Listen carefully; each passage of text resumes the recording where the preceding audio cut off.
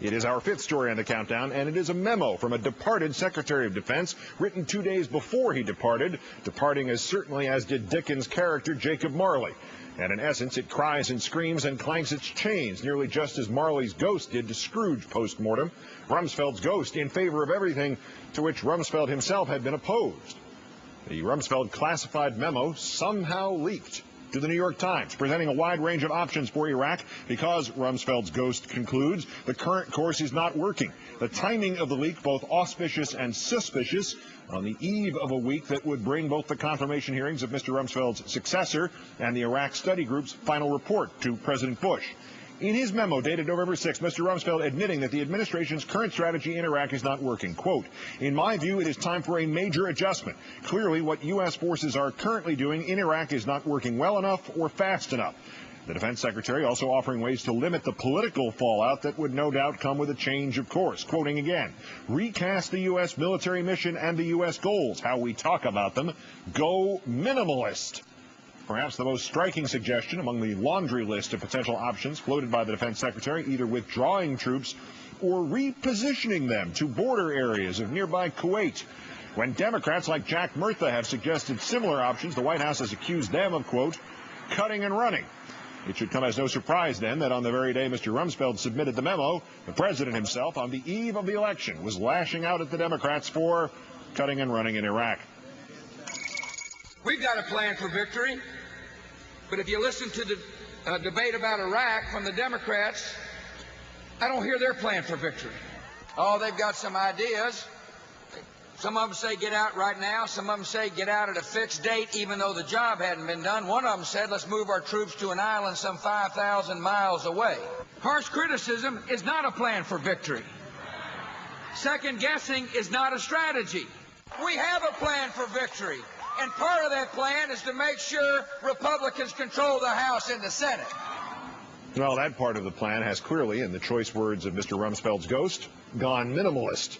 Dana Milbank's analysis of all this in a moment. First, the island some 5,000 miles away to which Mr. Bush was referring, of course, being Okinawa. That had been floated by Congressman Murtha as a last-ditch destination for the redeployed U.S. troops, only if they would not be welcomed in Kuwait, Qatar, or Bahrain first. This afternoon at the White House, Press Secretary Tony Snow playing the Okinawa card as well.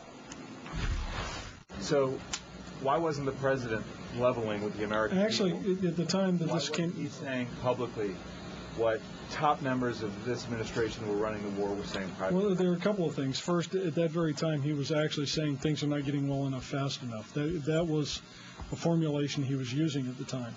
If you take a look at the Rumsfeld memo that was printed in the New York Times, what you end up having is what the president, I think, has made it clear that he wants, which are people thinking creatively and exhaustively about ways of getting better results in Iraq.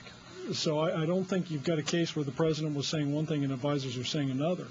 What the president was saying is that you've got a sovereign government with the government of Prime Minister Maliki that is pursuing what it needs to pursue, but obviously needs to be doing so more effectively and more rapidly.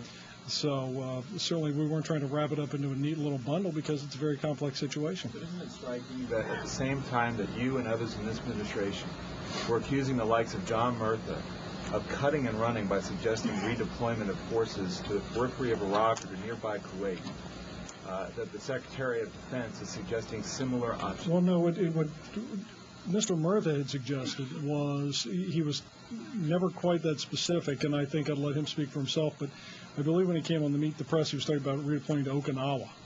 What you have in here is a description of possibly having forces.